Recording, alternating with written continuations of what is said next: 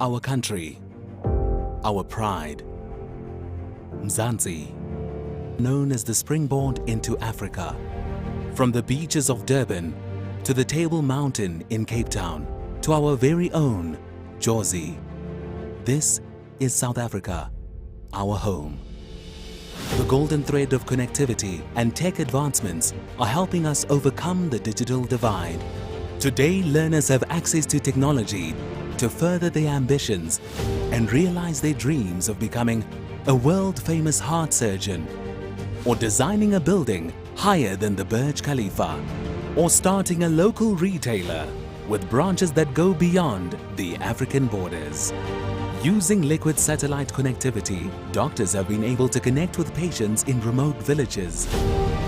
Goods that come into our harbors are transported effortlessly to their correct destinations because of our excellent subsea cable connectivity.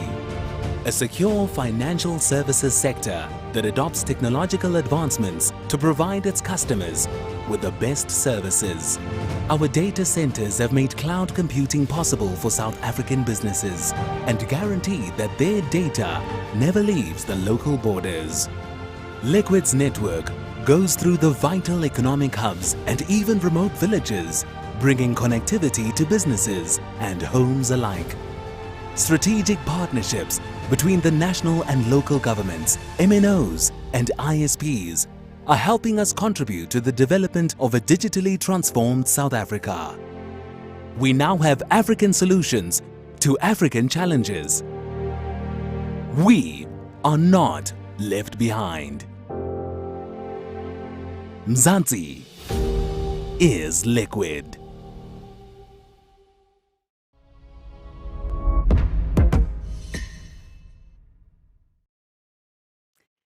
Good morning, ladies and gentlemen, and welcome to this Business Day Dialogues in partnership with Liquid Intelligent Technologies. I'm Alicia Seckham. In the last year alone, cyber criminals launched over 9 million DDoS attacks. For those who aren't in the know, we're talking about distributed denial of service attacks.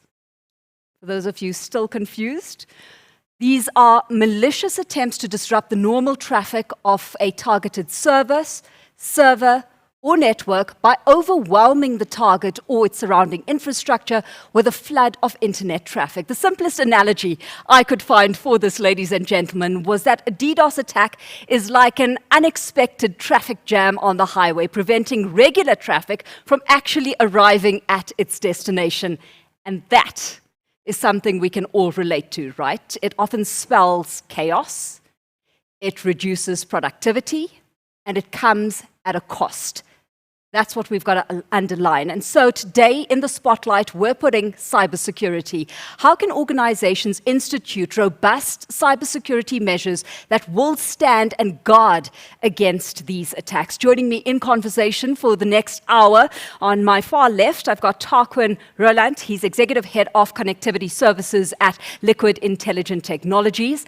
Amor Burger-Smith, who's Director of Worksman's Advisory Services at Worksman's Attorneys, and then Unati Motiba, who's Group Product Manager of Cybersecurity at Liquid Technologies as well. So welcome to you all, and thanks so much for being with us this morning. Of course, ladies and gentlemen, this is a conversation that's going to be happening primarily on this stage, but we are going to open things up to you this morning as well. In the final 15 minutes of the conversation, a roving microphone is going to be doing the round, so keep any questions the conversation might trigger for you handy, and you can fire them off to any of the panelists with us this morning. To our audience members that are joining us online today, you have the opportunity to engage as well, to interact with us. In fact, we encourage you to. So please pop any questions you might have through to the live chat, and I'll pick them up on my end. I will direct them to the panelists on your behalf. For now, though, let's get things going. And Tarquin, right at the top, I simplistically explained what DDoS attacks are, and I hope I did that justice, that it was accurate enough an explanation, but I also cited the prevalence of these attacks, right? 9 million DDoS attacks happening in the past year. It sounds like a big number, is it? I think it's a number that's going to continue to increase. the attacks we've seen locally in South Africa and all across the continent, we've seen increase. We operate a large network at Liquid Intelligent Technologies, and the amount of the attacks that we've seen locally has spiked. And every day that goes by that we see attacks on a network, we realize it is important to protect our networks and also our customers' networks. So is this a real threat? Yes, it's a real threat, and it's going to continue to grow. I think we've only seen the beginning of the rise of this means of attacking our customers' networks.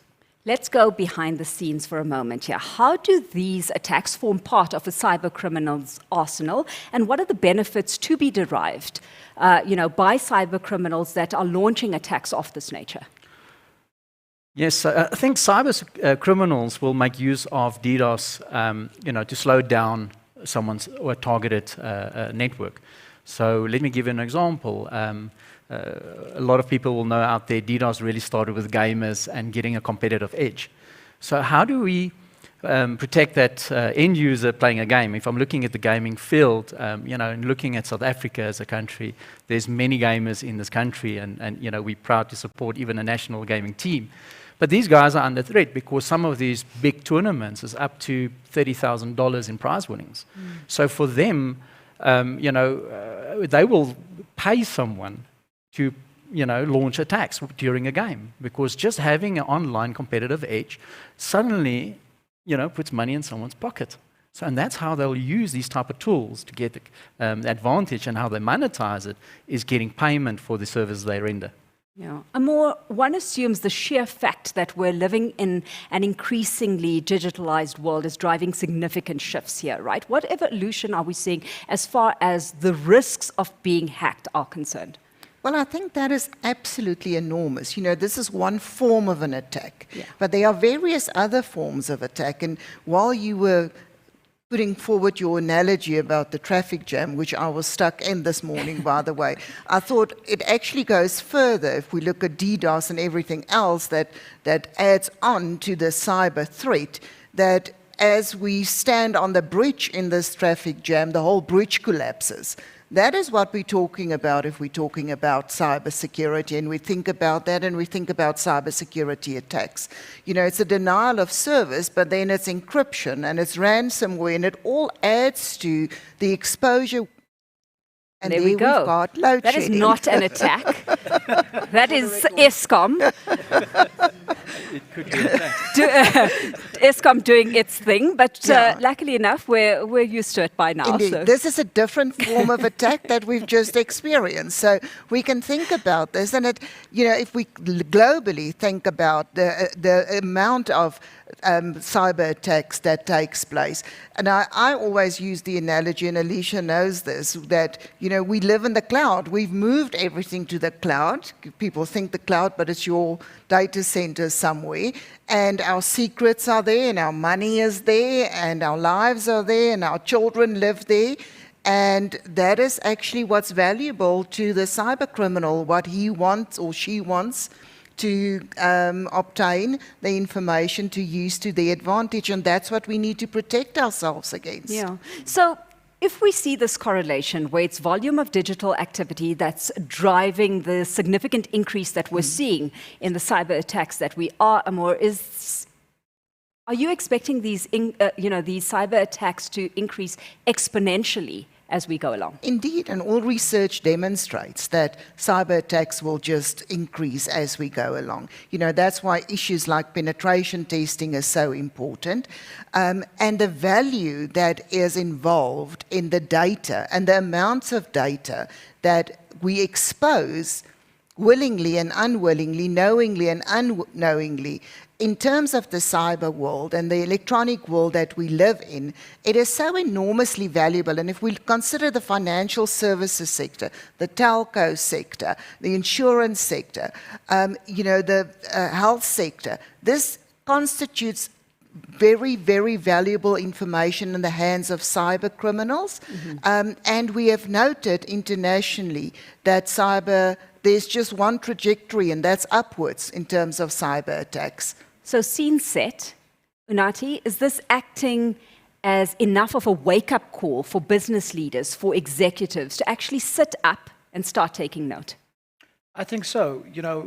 Given my own understanding and experience within the cybersecurity discipline or practice, we've seen, to Tarquin's point, from a DDoS perspective, a rapid increase, more so on the African continent. If I think some 5-6 years ago, the reality was that financial services were the hardest hit.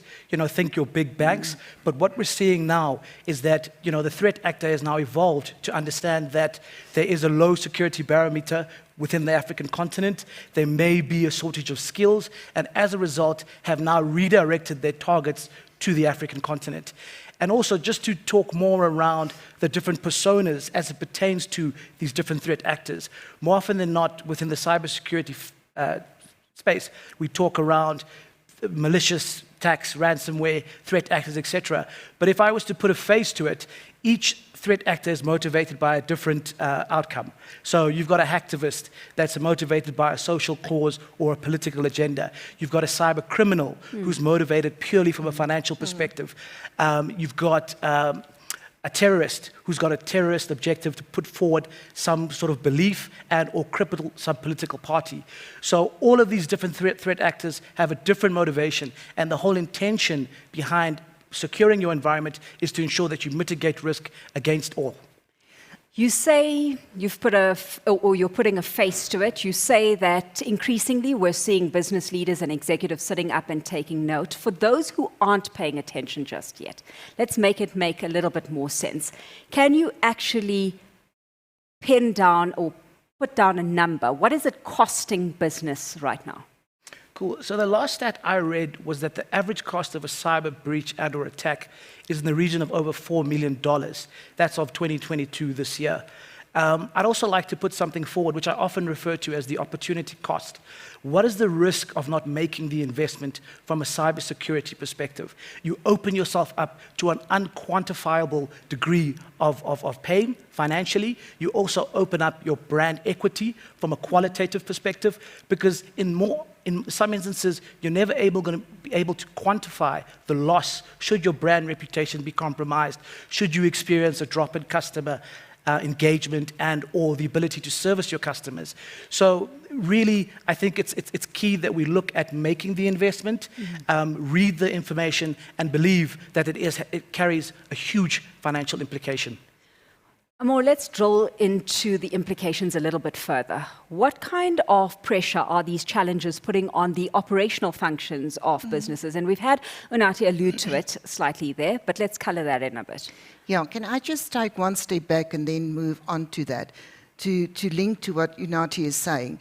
If we consider the Interpol report that was just published, the African continent, and South Africa specifically, is the most targeted country on the African continent. And they are just one simple reason from a technology perspective. Our industries are very developed. So we need to understand that business are under attack. We have now introduced the Cybersecurity Act, which is wonderful, and we finally got the data privacy legislation, which completes together, I would suggest, with RICA, the environment. We need to protect this environment, and hopefully state security will put forward and come up with the duties they need to fulfill very soon. So from a legislative perspective, we've got a proper environment. Now the question is operationally, what do we do with this and how does it impact the operations? And my experience have demonstrated this is not a single view focus. People are so easy, and when you engage with clients, to think we're just going to park it off with IT. The IT department must deal with this. This is not an IT issue. This is a strategic and a governance concern for top management that we need to consider. This is how we need to think about the attacks and cybersecurity and the protection of the data, because the data is the value. We all know that. We're not only talking about the fourth industrial revolution. I would think as South Africans, we need to lift our heads and think about the fifth industrial revolution. Where are we moving and how are we going to use the data to actually get this economy growing and moving forward? So if we look at the organization, it's every single individual within a company that actually presents a risk. It's every single department, every single departmental head that must be on board if we consider these issues. So operationally, it calls for a rethink and a realignment. This is almost, for me, in my mind, a moment where we stop and reconsider who are we and where are the gates and the openings and the risk that we confronted with. And by the way, in my mind, there's one singular major risk, and that happens to be employees. We're going to get into that in a bit. Before we do, Tarkan, we've got a more highlighting that this has to be a strategic, it's got to be a governance imperative for any business. Are we talking across the board here, or are there some more at risk than others of DDoS attacks? I think some good points were raised. And let's start with employees. So let's say an individual leaves your organization. He's very upset. It's as little as getting training on TikTok to launch your own DDoS attack. That's the reality today. So from individuals, disgruntled staff members, etc. So anybody can launch it. So really what I'm getting to is that the barrier to entry to launch an attack is completely removed. And to gain competitive edge, competitive advantages in different business trading environment, any e-commerce environment, banking environment, all is at risk. So if you look at, well, who is safe? Well, DDoS attacks is launched via means of the internet. If you've got access to the internet, you can launch a DDoS attack. And that's how simple it is today. And I think one of the key things is you have to start asking the question, well, how do I protect myself? What do I put in place? What measures do I put in place? If it's so easy, if those barriers are completely removed, what do I do? What's my next steps? And that's why, if you look at what Unati is saying, he's saying, well, in the LAN environment, the customer needs to protect their network. But we also have to protect the network from external factors. So if you look at these external factors, a lot of companies will go out, now I've put a firewall in place, I've got protection. Firewall is just not good enough anymore. So who is at risk? Everybody is at risk. What do you need to put out? You really need to go investigate what did you put in place, and what can your provider that you currently make use of provide you to protect you from the world. So, Unati, the context has been set now. Within that context, just how difficult is the life of a chief investment security officer in managing cybersecurity in South Africa right now? That's a great question. And I think it's one of the roles I aspire to, but at the same time, I have a full understanding that it comes with a great degree of responsibility. I think the biggest concern or challenge within that role is the lack of expertise. From a global perspective, we're finding that there is a cybersecurity skill shortage. I mean, the last stat I read said that the cybersecurity workforce would need to improve by 65% in order to keep up with the demands of the industry. And I think, being in an environment where you're responsible for the security of the organization, the most important thing you need to have is the right skills. And it's not a once-off, it's a constant re-engineering, revisiting, retraining, because the reality is the threat actors are constantly evolving. The threat landscape is always changing. As we start moving towards these industrial revolution, these online platforms, Amar spoke about the fifth industrial revolution that, may come after. We need to understand if we have the right people in order to, configure, deploy, implement, and protect our systems. But if we bring it back to where we are from a fourth industrial revolution perspective, three of the things I would reference is identity and access management. That's becoming more and more important because we've got cloud-based platforms. Our usernames and our passwords and how we protect that and the security controls that pertain to that are of the utmost importance. Multi-factor authentication, one-time PINs. From an inventory perspective, do we have full visibility into all the physical assets in our organization, brought about through the consumerization of IT, BYOD, and over and above that, data inventory. We're moving to these online systems, we're consuming SaaS-based applications, and it's creating a massive amount of data. Are we governing it? Are we complying? Are we aligning to the information security management system? And then lastly is complexity. Complexity within the cybersecurity, within their own internal environments. Do the groups and people and employees understand the IT architecture, the security controls, and are they working with these controls to mitigate and safeguard the organization? And then if I take it outside from a service provider or a technology provider or a vendor perspective, there's a lot of FUD. fear, uncertainty, and doubt. And a lot of people tend to position services based on that. Invest in this product, it's going to solve everything. So the real challenge I would find is working with service providers, working with your internal staff, and getting a full understanding and building out a roadmap that will assist you going forward. Unati, fear, uncertainty, and doubt. Where you highlight that, what about from a change management perspective, where within own organizations, you've got an extended executive, a C-suite to convince that are possibly unaware of the risks, don't know how to, don't have a full handle of the associated costs as well. Is that proving to be a significant challenge? Yes, I think, getting buy-in at that level is imperative to execute any successful security implementation. And I often quote, there's this cartoon that I once saw on LinkedIn, a conversation between a CEO and a CFO. And the CFO says to the CEO, what if we train our staff in their leave? And the CEO responds by saying, but what if we don't and they stay? And I think that's very important and very relevant within the cybersecurity space, is that we need to have buy-in at all levels, at that C-suite executive level, down to middle management, down to team leaders, and at the utmost importance is the employees. And the only way you build a cybersecurity culture and ensure that it's successful is if you create that buy-in at a management level, lead by example, get everyone on board, get everyone on the bus. And I think that's imperative and of utmost importance. Amor, what's your assessment then of boardroom capabilities in determining, but more so, understanding where the gaps are and how much at risk their organizations stand? I think to a large extent, often there's great awareness in particular industries and sectors that we experience. But in general, people tend to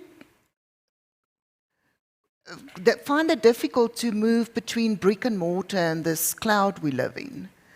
And in the one moment, they want to believe we're still in a brick and mortar environment where we just update the IT system and that's going to resolve all the problems. And it's a problem that we park off. But if we look at practical examples, and I think, it's always terrible to use companies that have fallen victim to massive data breaches over and over as examples, but they unfortunately prove to be good examples to use to demonstrate the risk and then to highlight the importance of, if we look on board level and management level as such, to how this ought to be elevated on the risk register, this whole issue, is in fact Liberty, where we've seen a immediate drop of 5% in share price after the massive data breach. Now, if we consider this, I think the clear message for any board and governance organization from a governance perspective is that we cannot pretend we'll attend to it in time to come. We have to attend to the issues because I think, Unati, you pointed it out so succinctly and correctly earlier on in the discussion. If we look at it, is not only customer retention that we are considering, it's also customer acquisition going forward that is impacted on if we don't take care of the cybersecurity and protect our assets and the data we've got under control.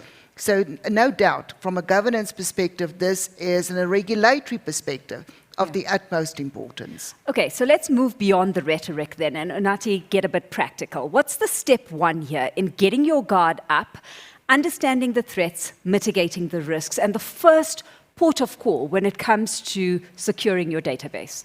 I would say start by doing an assessment, doing a review of what your current IT landscape looks like. Draw pictures, draw diagrams, pull in the different teams, ensure that you have buy-in at all levels to be able to get a picture of where you are today. One of the things that we did, or one of the programs that we launched when we built out our cybersecurity capability, was this cybersecurity posture assessment.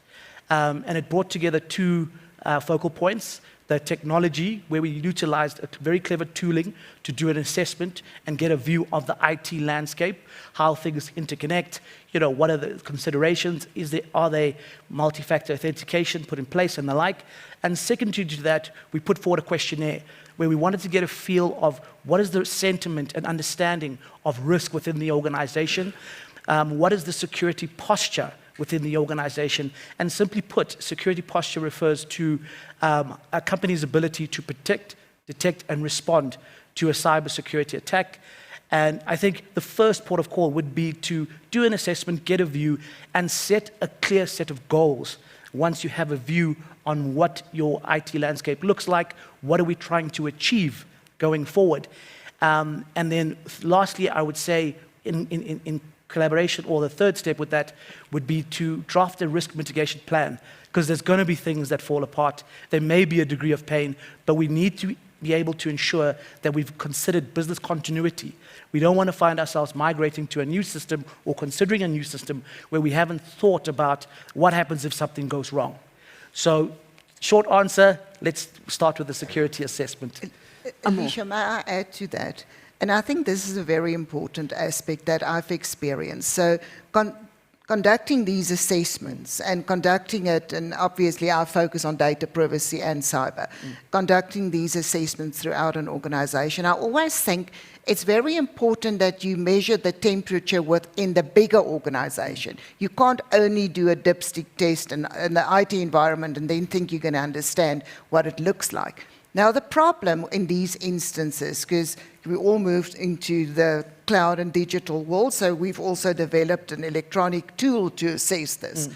And what I always find so amazing, running it through the various departments in an organization, the silo mentality that still exists, and people that will tell you that, this doesn't fall within our sphere of or our part of the operations. This is a question to be answered by the IT department, or this is a question to be answered by the HR department, where it's actually a question about how do we understand each and every single one of us in a company, the implications of this risk from where we're sitting. And that's the only way that you can actually measure that temperature to understand where to address the interventions, and importantly, how to have a pointed change management process on the back of that you'll introduce. And that's exactly what adds complexity, because Unati making it sound all very simple, right, Tarkan? But are we looking at a case of, easier said than done here? What are the challenges that companies face when they embark on a cybersecurity upgrade? I think the first step is to acknowledge. That's the very first step, I think, to get everybody on board, and we've all alluded to that. Getting everybody on board, the whole business, take the temperature in all departments, getting everybody on board. Then you can assess, but you have to do it as one company, one organization. Then your first step is really, any step is a good step. You have to start somewhere. If you don't start, you're always going to be, under the cloud. You don't know when it's going to hit. It's like having car insurance. I can't afford it this month, let's give it a skip, and you have an incident. That is cross really... fingers, hope it doesn't happen. And you can't live like that. But the first step is get a consultant in, get someone in to consult, give you peace of mind, give you peace of or comfort that you and your business are moving in the right direction. I mean, any attack of whatever means has got reputational repercussions. It's got financial repercussions. It's got the inward repercussions of the staff looking at the company. Well, why didn't you as leadership in the company didn't do something? Why didn't you as a leadership in the company didn't prepare us for that? So there's a lot of aspects that you can look at, but I think do the first step. I know that we looked at, right at the top, the cost of not having the right mechanisms in place as safeguards, right? But there's a cost that comes with putting the right mechanisms in place as well. So let's talk about this, Unati. It can't come cheap. Does getting up to speed mean that you've got to let go of your legacy systems, or is there, an integration process that companies should be looking more so towards? I would say it would be an integration process. Reason being is that there may be technology you've invested in that you may not be utilizing correctly. I spoke earlier around the skill set and the shortage thereof. If you think about you may have made investment in a particular software, and there may be an individual who's tasked with maintaining and running that software. They may move on. That doesn't render that system null and void. It just means that you'd have to potentially look at a continuity strategy.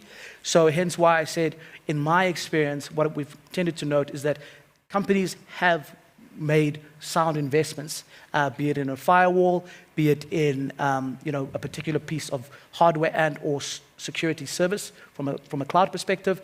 It's just when it comes to the implementation, the configuration, the patching and the management thereof, that's where the vulnerability presents itself. So one would have to do, and again, it sounds like we're repeating this, but you'd have to do a review of where we are today and understand the gaps and assess and look at at a very granular level, your technology, the investments you've made, how you've made them, how they're being managed. Because what we've seen is that a simple thing like enabling multi-factor authentication increases your security posture and lessens your security score. Some clients may argue, and some clients find that difficult to put that forward because they may lack the skills or the understanding of the parameters or the configuration thereof. So I would say, yes, there is a cost component to be considered, but don't throw out everything. Look at working with what you have, budgeting for what you need to invest in, and working with a partner whom you have a good and trusted relationship with. Often we talk to clients and they say, is our NDA still valid? And the reason behind that is they feel quite insecure disclosing certain information to us. And it's building that trust to say, look, we're here to support you. We're not here to critique you. And again, to Amor's point, you've got sort of two different functions that may be at conflict. You've got the IT department, you've got the governance and the risk department who may be saying, no, it's them, no, it's them. And you've got to bridge that and build a gap between the two and get that holistic view. Tech, advisory, people.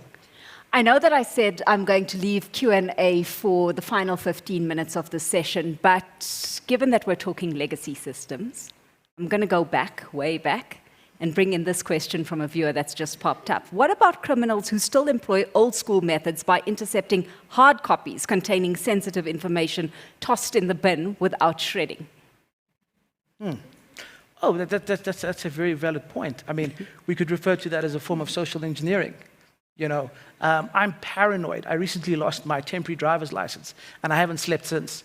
Because the reality is that the amount of information that's made available on that piece of paper, and finding hard copies in forms of, bank statements, ID copies, you may have applied for a loan, any information pertaining to the organization at large, to some extent, does present an opportunity to engineer a social attack. It's very easy. Go onto LinkedIn, figure out where people work, figure out the structure of the company. And I just want to tell a story just to answer that. So once I did a simulated phish for a client. And so I typed out the mail, sent it forward to the client, and I'd chosen something quite topical in the industry. It was around retrenchments. And anyway, so the phishing mail went out. They interacted with the mail. I got over 70% hit rate. And the client phoned me, and we had a meeting with their C-suite, and I was instructed to attend this meeting. And they said to me, "How did you know? How did you know that we're about to institute a HR function? Are you intercepting our emails?" And it's that sort of thing where, with just a little bit of information, with being able to connect the dots, be it in the digital or still within the hard copy world, you still can do a lot of damage to an organization. So Tarkan, what kind of investments are we looking at that need to be made here so that the connecting of the dots isn't as easy as that? That's not an easy question. Work with start with what you have. Do your analysis. Assess, audit your network. Understand what your network is about. Don't just look internally, but also look externally.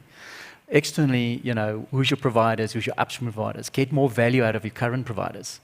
So what is that true value? You don't want to say, well, it's a blanket, check that you want to put out there. It is how important security to you, and that's the value you'll put to it. So what is the value? I think how secured you want to be, and how much do you value your security, and how much do you value and safeguard your business being available to trade. I ask that question because we've got our viewers' interest really piqued in this regard. Does South Africa have adequate cybersecurity systems in place to mitigate the likelihood of something like grey listing? So I think many companies do some level of investment into protect customers, end users, etc. But it's also important that the providers upstream, like ourselves, to many of our customers, provide protection. So what is the value and the cost? The moment you go upstream, it becomes a shared cost. So in other words, we as an operator trying to reduce costs for our customers to make it more affordable, where they can actually achieve some level of security without breaking the bank. So, and we've gone down this route and developed our own products to offer our customers, where we, let us help you, protect you. Because if I, as an upstream provider, invest in certain items, security centers, arbor systems, etc., I'm sharing the cost amongst my customer base. And in that, it makes it a lot more affordable and achievable to at least have that first level of security to protect you as a business. I know we're talking hardware, software investments, but Amor, you highlighted that within an organization, your employees are often your weakest link as well. So what kind of investments need to be made in that regard when it comes to training, upskilling your staff so that you can mitigate the risks? Because it's no good putting all of this expensive tech to work and no one knowing how to use it effectively. We are raising and we are discussing so many very important issues, and we're actually mingling them and not spending enough time on all of them. So we've only got 45 minutes here. So we're talking about right sizing, and may I just make one comment on right sizing. Right sizing is a very important issue because it also links to the legislation requiring a reasonable level of compliance. So what is right size for the particular organization? And start with what you got and then right size it for that, for your specific environment. And then right size it for your employees and the level of your employees as well. And this is a core question. If you ask me, so how do we mitigate that and what do we invest in our employees? And the question centers actually around right sizing of training for employees, because we can't roll out exactly the same training for all levels of employees within an organization. So for instance, one of the approaches we adopt is, on the one end, we'll run poster campaigns. On the one end, we will do e-learning for specific individuals. For other individuals, we'll have workshop training. Now, might I say this about workshop training, and I don't want to insult anyone in the room and the live audience, but I have unfortunately noted various people on their devices while we're sitting here. And this is my issue with workshop training. Mine is work-related. No, I know. I acknowledge that. Work-related to the specific topic at the moment, not another topic. And that's the important thing, actually. Because in workshop training, people will be on their devices attending to work-related matters and not focusing on the subject matter, i.e. the training that they need to focus on. And that's an important issue why different methods of training become so important, and right-sizing that approach to the training and the length of the training for various individuals. Because not everyone needs to know exactly the same depth of knowledge in terms of the impact or the from a legislative perspective, a regulatory perspective, or from a technical perspective. But there's a core message that everyone ought to understand, and I think one of those core messages, several of those, is to understand fishing. Whether it's whale fishing or whether it's spear fishing or whatever fishing we're rolling out, to understand what phishing attacks are out there, because that, for employees, happens to be one of the biggest risks, like Unati just explained. People opening that email, opening the door that will actually sink the ship. Yeah. So, Unati, and I don't want to venture into punting ground here, but what innovative tools should businesses consider, in this cybersecurity landscape? Oh, shucks. How much time do we have? We've got a ticking clock here. I think, there's several different tools. There's a lot of credible and capable vendors and service providers. But in my own personal opinion, I would say the one way is to leverage, to what Tarquin mentioned earlier, the investment security service providers have made. If you think about the journey that Liquid recently embarked on in launching a cybersecurity fusion center, that allows us the ability to source the right talent, invest in the right technology, build out the systems and platforms, both from a technical perspective and from a consultative perspective, and that allows you to consume your security as a service. So once you've done your initial review and your assessment of your internal capability, that's something we can assist you with. But secondary, if you feel like you want to focus, or what's more important to you is to focus on your business objectives, we will assist you in building out a capability that aligns to your business objectives and provides you the security as a service. Yeah.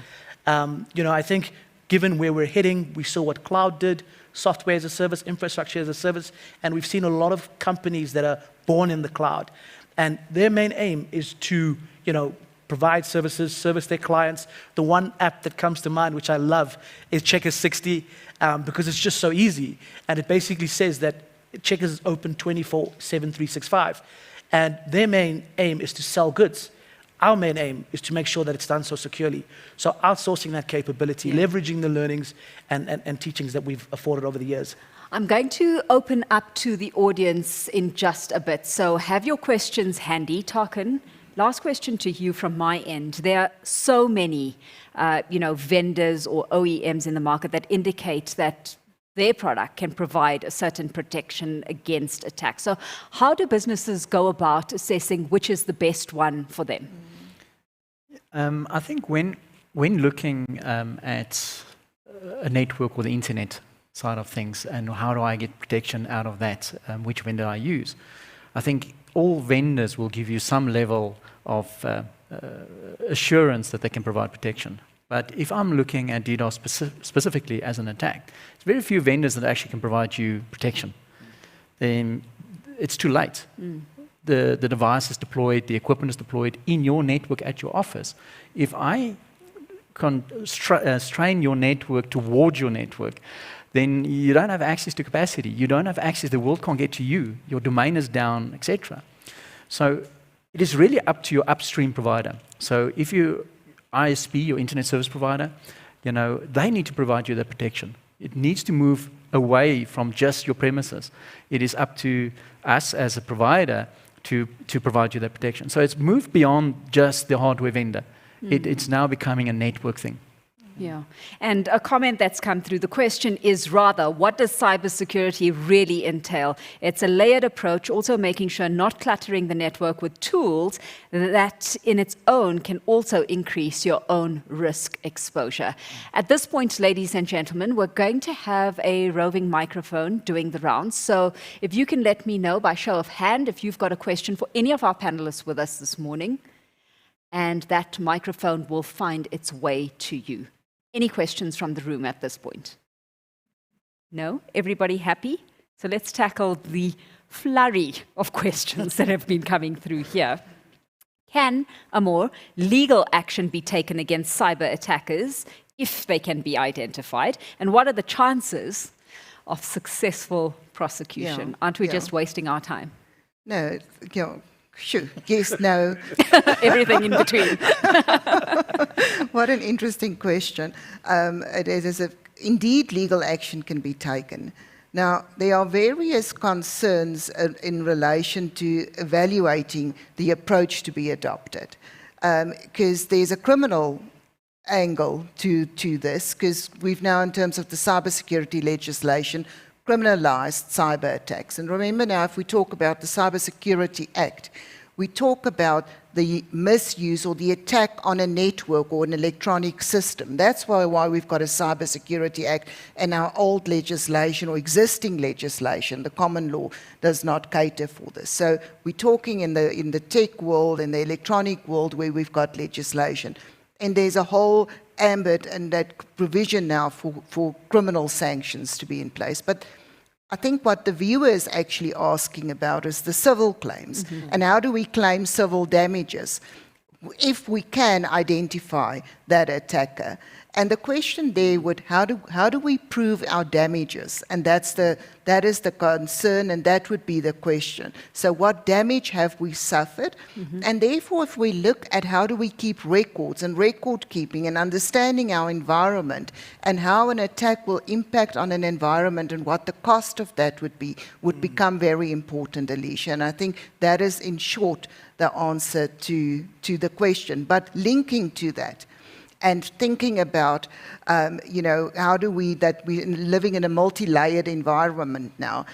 As part of Worksman's attorneys, I have to say, this highlights the point of how important contracting is. Yeah. And the contracts that we enter into and understanding how these contracts actually link with one another. And not only that, record keeping and proper contract management processes on the back of it. Because we've experienced in terms of cyber attacks and data breaches, where clients would say to myself and my team when we deal with the information regulator, but we've got a cloud service provider and all the security measures are there, but then they forget to understand what they've actually contracted for.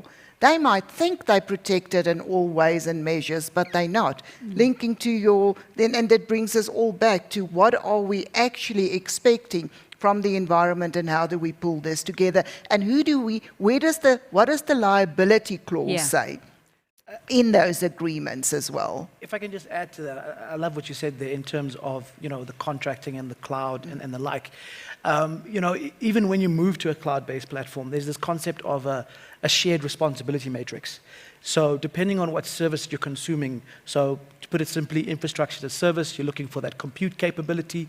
Platform as a service, you're looking for those pre-configured dev environments upon which to build and host an application. And then software as a service, where you just want to consume and utilize, very simple, to like your Office 365 account and the like. And depending on where you or what you're consuming within the cloud environment, that depends whether your service provider is responsible for the security or you are. The simple example that I'll use is the SaaS example. To my earlier point around identity and access management, it's not the service provider's concern around how you manage that interaction. You're responsible for the user's credentials and the multi-factor authentication. Although the service provider will consult to you, ultimately you need to protect where username and passwords are stored, if they are stored, who has access to what information from a privileged account management perspective, and really understanding if I'm going to go with the cloud contract, if I'm going to go with the cloud outsource, where does my responsibility stop and start? Yeah. That effectively ties into this question of what level of responsibility lies in the organizations to train and equip their workforce to be vigilant, right? What do you do if you are under cyber attack? Is that directed to me? You hope and pray for the best. But looking at this seriously, I mean, is there life after being hacked? You've got to look at this process, right? Because nothing is foolproof. You can have the best of the best in place here. What steps should a business take whilst under attack? And then perhaps let's extend that further in terms of recovery as well. I would say what counts the most is your speed to respond. Yeah. You need to respond quickly, concisely, and meticulously.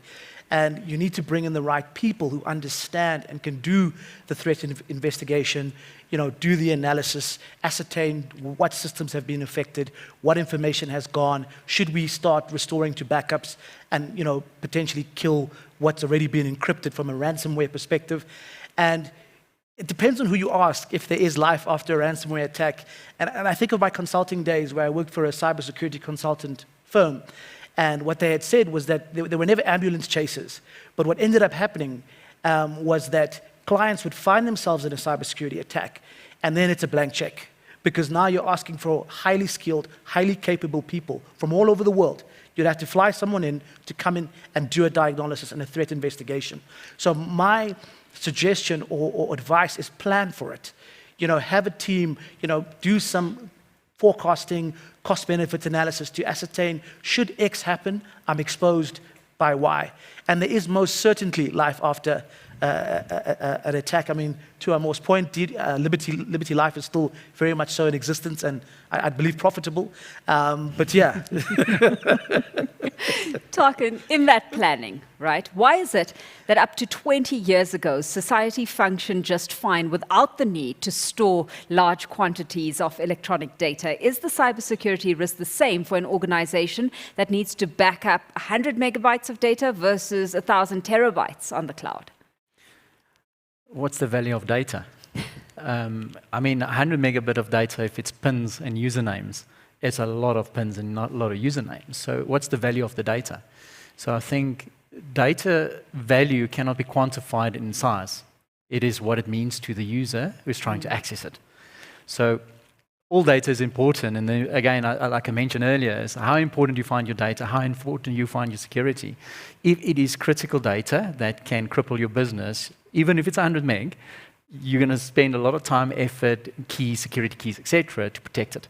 If it's easy accessible, you as a business are at risk. If it's a little bit of data, a lot of that, I don't think it makes a difference. Okay. Ladies and gentlemen, any questions from our live audience this morning? No? There we go, in front. Hi, good morning. I'd like to ask a more quick question. We always sometimes talk about the cybersecurity as an example of physical security. In South Africa, we all have ADT or night security, or we have some form of security at your office premise or at home. And I guess it's because of the awareness of attacks, and your neighbor had an incident at home, so it sort of created fear and something happened. What do you think we need to do as an industry and as a country to improve the awareness around cybersecurity related threats? Because whilst we talk a lot about it, many of our customers, we actually don't see the need of actually acting upon the information. Thanks. Yeah, I think it's what you're raising is that people, that bridge between brick and mortar and the electronic world we live in. And it links to the earlier question as well, the hard copy documents. Yeah. And what you often experience, people think in silos. People tend to think a lot of paper still and not think about the cloud world that we live in as such. And if you ask me what is the approach we ought to adopt to raise that awareness, as a country, what we've seen is, in my view, and I'm talking my personal view, that we're lagging behind in terms of raising that awareness.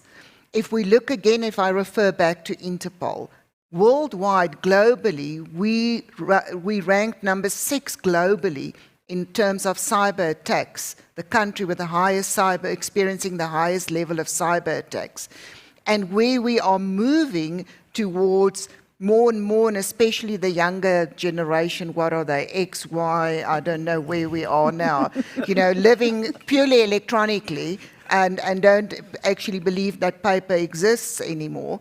That awareness and that ignorance is something that I personally find frightening. So if you look at raising awareness, this is awareness that ought to be raised from school level upwards.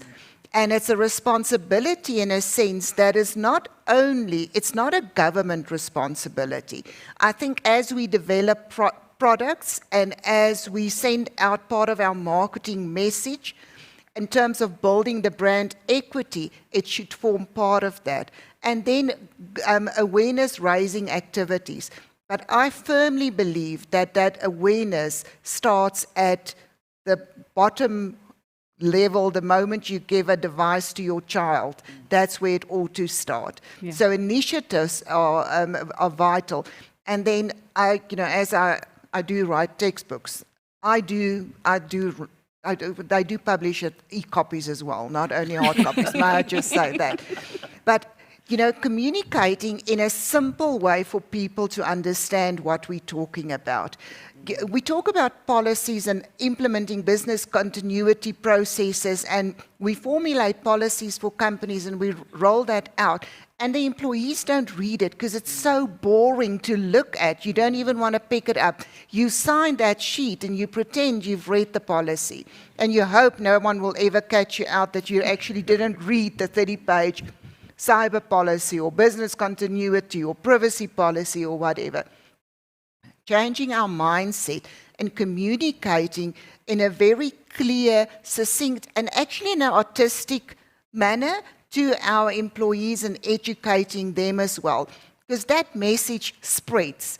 And then what I firmly believe in, just to conclude on this, I don't want to hog the stage, but examples. And I always equate it to your mother read you bedtime stories, and you recall those bedtime stories today still, and you will think about reading it to your children.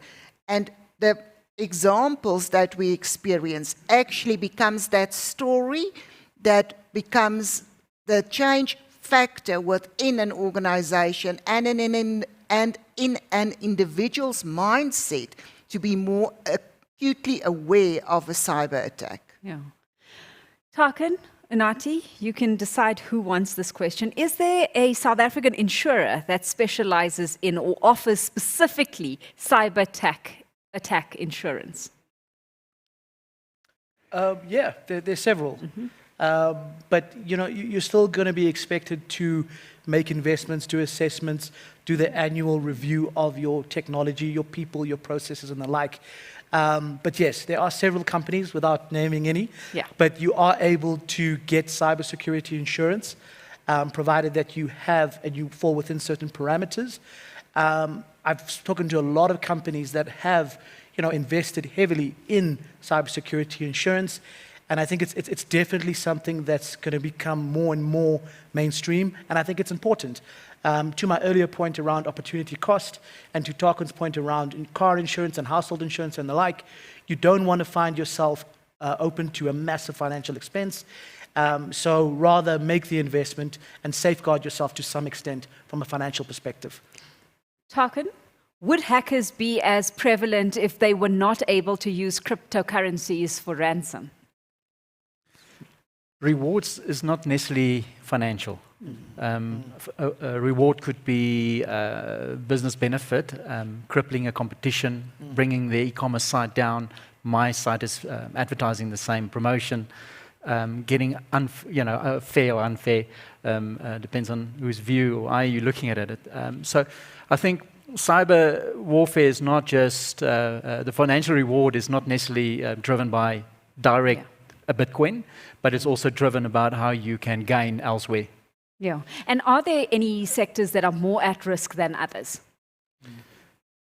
Let's start with financial sectors. I think if you have any financial sector and you sit with the cybersecurity team and they've got teams, they will always be prepared for any attack because they are highly at risk. If you look at government, in all type of governments, they're not always in the favorite eye in the public. I'm using ESCOM that we all experiencing. They're also at risk.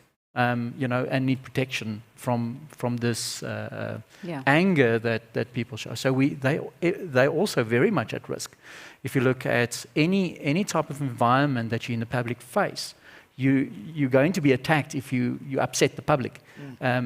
Like mentioned earlier, the barrier to entry to launch a cyber attack has completely been removed. It's so easy, you can Google it today. 10 years back, you had to do proper research and came maybe from a coding or a development mindset. Today, I don't need that. It's so easily informed. So no, I think all industry will be rewarded differently. I am very cognizant of the clock here, but comment there, and just to note, cryptocurrency isn't really worth much anymore. So I agree fully. Before I let you go, Unati, how often do you assess the business's cybersecurity plans, policies, and procedures to ensure that your policies and procedures in place are always fit for purpose? Great question.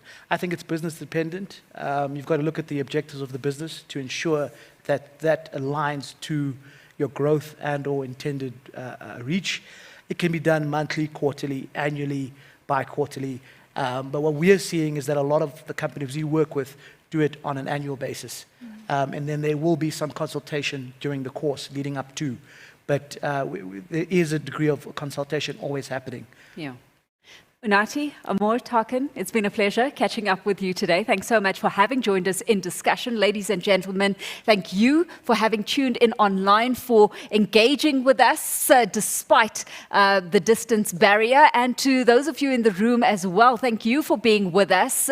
We do invite you to engage with us further. Use the session straight after this as a bit of a networking opportunity, if you like, over some snacks. And we'll see you out there. From me, Alicia Seckham, it's bye for now. Thank you.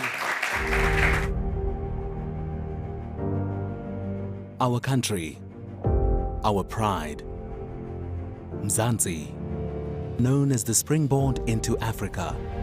From the beaches of Durban to the Table Mountain in Cape Town to our very own Jozi. This is South Africa, our home. The golden thread of connectivity and tech advancements are helping us overcome the digital divide. Today, learners have access to technology to further their ambitions and realize their dreams of becoming a world-famous heart surgeon, or designing a building higher than the Burj Khalifa, or starting a local retailer with branches that go beyond the African borders. Using liquid satellite connectivity, doctors have been able to connect with patients in remote villages. Goods that come into our harbors are transported effortlessly to their correct destinations because of our excellent subsea cable connectivity. A secure financial services sector that adopts technological advancements to provide its customers with the best services. Our data centers have made cloud computing possible for South African businesses and guarantee that their data never leaves the local borders. Liquid's network goes through the vital economic hubs and even remote villages, bringing connectivity to businesses and homes alike. Strategic partnerships between the national and local governments, MNOs and ISPs are helping us contribute to the development of a digitally transformed South Africa. We now have African solutions to African challenges. We are not left behind. Mzansi is liquid.